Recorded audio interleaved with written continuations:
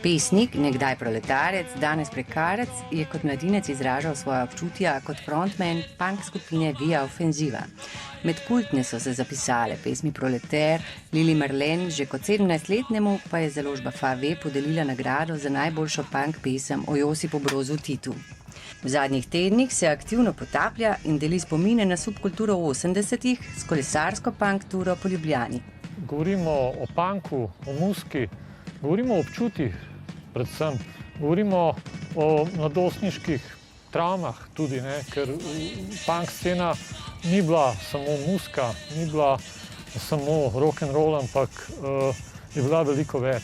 In za vsako novo turo tudi jaz odkrijem vedno več. V svoji vedno avtentični drži se vrača na lokacije, kjer je nastajala glasba, postajala ali igrala košarko mladež in jih nič kaj nežno vzgajala policija. S punk poezijo bendov Otroci socializma, Okult, Ljubljanski psi, Berlinski zid, Čau pičke in drugih nas spomni in vrača v občutja in čustva tistega časa. Hrepenenje je bilo v poeziji, bilo je v čakanjih na raznih postajah v Ljubljani.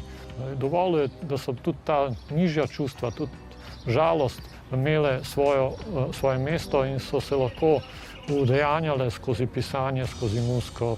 Punk tura je poklon Ljubljani, ki je več ni, Inesat jo strne z obljubo. Svojemu dušnemu in pesniškemu bratu, pokojnemu Branetu Bitencu, želi znani podhod v Šiški poimenovati po njem.